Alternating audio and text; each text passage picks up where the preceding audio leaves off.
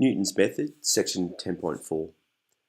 Newton's method's all about finding the x-intercept, or the root, for a curve. Let's take a look at it. Here I have a diagram. You can see as a curve. It's shown here in pink. Where it cuts through the x-intercept, or the root of this function, is here. We begin by guessing what that x-intercept is, and that's shown here as x0. So there's our guess. We now go up to a point that is on the curve, and at that point we draw a tangent line. Notice that this is in Italian, so it doesn't say tangent line, it says whatever it is in Italian. So that there is a tangent line for where my first guess reaches the curve. I'm now interested in where that tangent line cuts through the x-axis, and it does so here. This is the second approximation. Again, I go straight up to a point where it cuts the curve for that second approximation, and again, I draw a tangent line. And you can see here, I'm now at the position for x, which is my third approximation. Obviously, with this technique, I'm getting closer and closer with every approximation to the real solution here.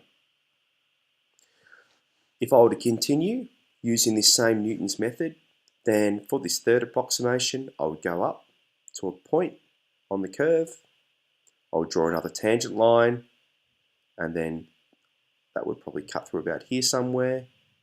I could continue, go up to the curve, draw another tangent line, look where the tangent line cuts through the x-axis, and you can see that the more approximations I do, the closer I'm getting to the real solution.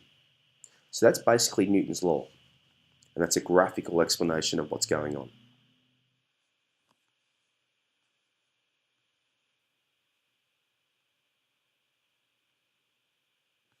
I've got the function y equaling f of x. You can see it cuts through the x-axis at x equaling a here. If I make an initial guess for x, you can see that it will cut through the curve at the position x0, comma, f of x0. So I'm substituting that x value in. If I now draw a tangent line at that point, you can see that this x1 figure becomes a second approximation. This diagram here we are going to use to help us produce a rule that we can apply quite easily for any given function, and through a process of repeated calculations, which we call iteration, we'll come up with an approximation for the actual x-intercept, or the root, for the function. Now the gradient of the tangent line is simply going to be the derivative of f of x, where the x value that we substitute in is x0. So that makes sense. So the gradient of this orange line is simply going to be the gradient function with the substitution of x equaling x0 in it, because that's the value of x. The 2 points on the tangent line, I'm going to have x0, comma, f of x0. And then I'm also going to have x1, comma, 0. So the x value there is x1, but the y value is 0. So they're the 2 points that are on the tangent line.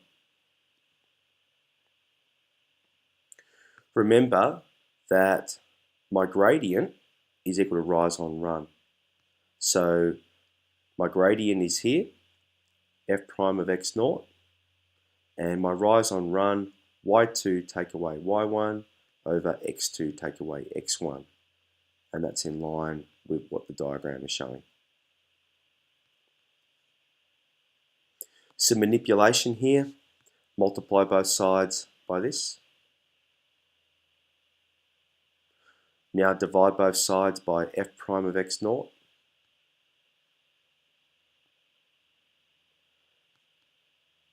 Add x0 to both sides.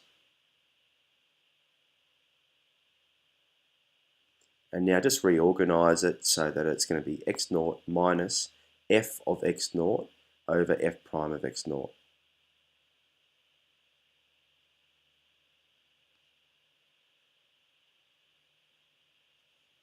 And this allows us to come up with this rule.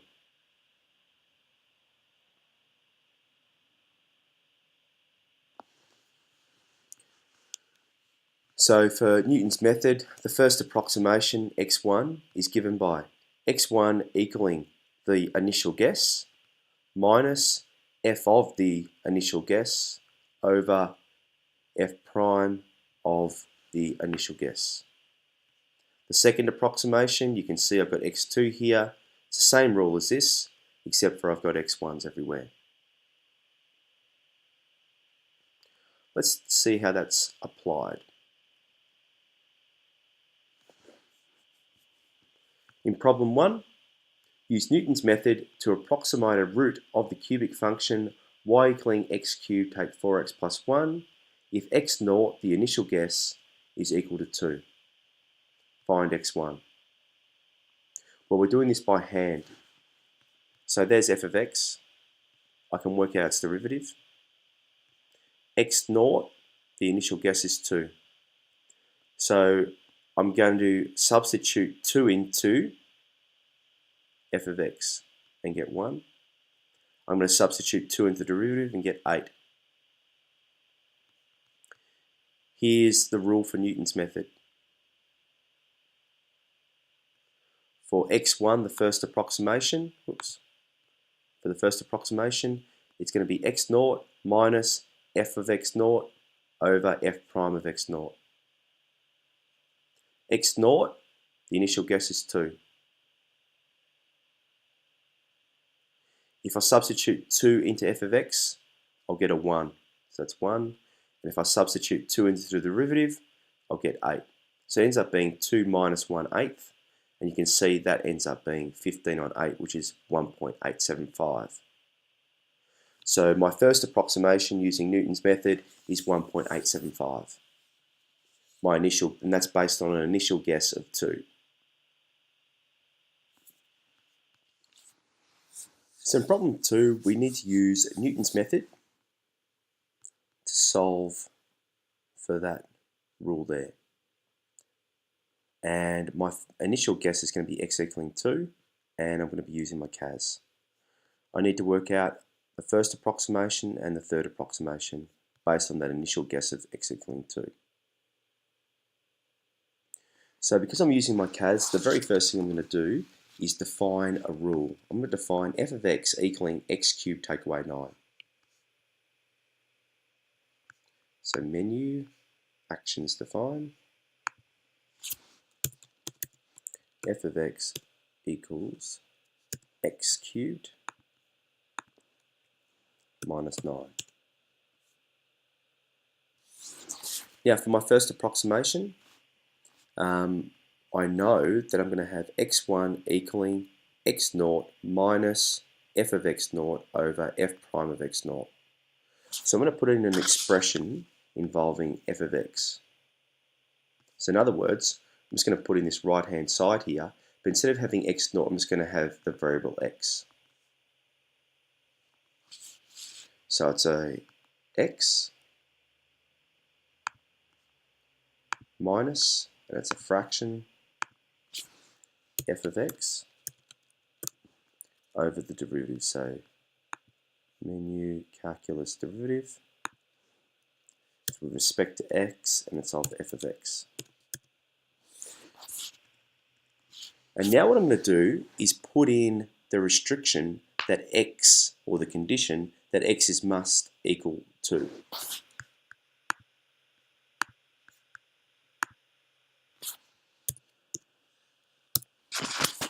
Hit enter, and I get 25 on 12. And so that's how I got my 25 on 12 here. Notice that in the question I'm required to give it to 4 decimal places. So I just go Control Enter, get the approximation, and you can see now I can read it off. 1, 2, 3, 4. That's the position I'm considering to round. And the next digit across is a 3, so I'm going to leave it as a 3. And there's my accuracy shown to 4 decimal places. Please note that in red, this is everything that you need to show for your workings. The stuff in green here are just the steps that you need to cover in order to be able to come up with that 25 on 12 and the 2.0833. Alright, now B, we're after the third approximation. So obviously for us to find the third approximation, it relies on knowing the second.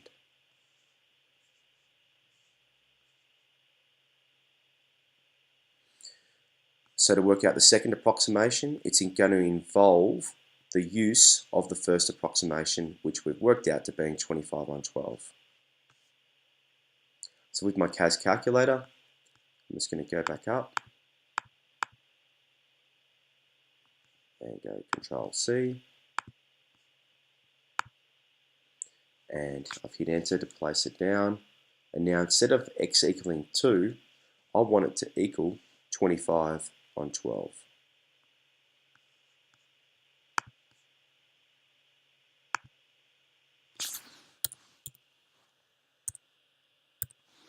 Hit enter, and I get that exact value.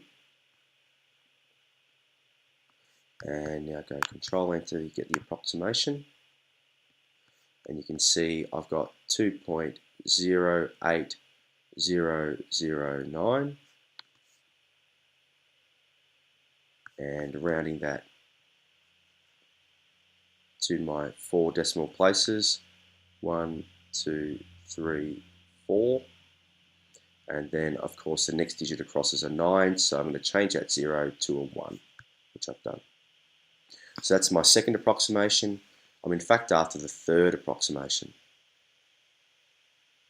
So it's the same process, but I just need to change what x is equal to. So it's going to go up, Control C. Now enter to paste that below, and I'll change the fraction. So it was exactly equal to, and use the exact fractional values. 23,401 over 11,250.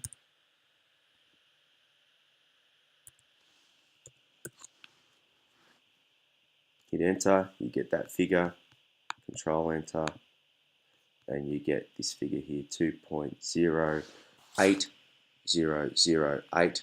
And of course, we're looking at the 4th decimal place, so it's this one here. And again, you'll round that up to being a 1. And you can see that there. So pretty quickly, you can see that the difference between the second approximation and third approximation, when rounded to 4 decimal places, is nothing. They're the same. So this is a very efficient technique that gets us to an answer very quickly. Right now, you'd be wondering, why on earth do we do this, given the fact that we've got these powerful CAS calculators. It's a part of the study design. You will be tested on it, so you do need to know it. It's as simple as that. In problem 3, we need to complete 2 iterations of Newton's method to solve for the equation x cubed take away 2 equaling 0, correct to 4 decimal places, where the initial guess for x is x equaling 1.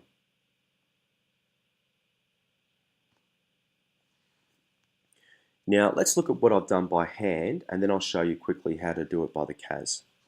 So f of x, there's our rule.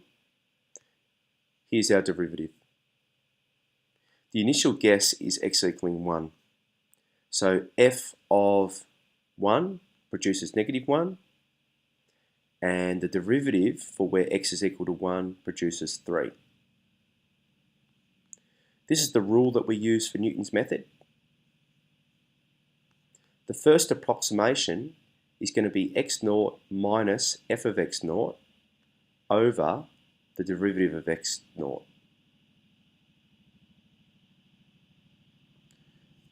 So I've already evaluated what f of x naught is. That's negative 1. F prime of x naught is positive 3. And x naught itself is 1. That was our initial guess. If we put that into our rule, or evaluate this, we'll get 4/3. So that's my first approximation. Second approximation. Well, let's substitute 4/3 into f of x, and that produces 10 on 27. Substitute 4/3 into the derivative, that produces 16 on 3. We'll be making use of that. The second approximation is going to equal the first approximation minus f of the first approximation over the derivative of the first approximation. So 4/3 minus 10 on 27 over 16 on 3. And when you simplify that, you end up with 91 on 72, which is approximately equal to 1.2639. Correct the 4 decimal places. So I've shown everything here by hand, but we could have answered it similar to the previous question, problem 2, by just using our CAS calculator but setting it up in the same way. If we did that, then we'll begin by defining the function. Menu, actions define, and we've got f of x equaling x cubed, taking away 2. And now we come up with the right-hand side of Newton's method, so just putting this part in. And instead of using x0, x1, or x2, I'm just going to refer to it as x. So I'm going to have x minus, the fraction f of x over the derivative, calculus derivative,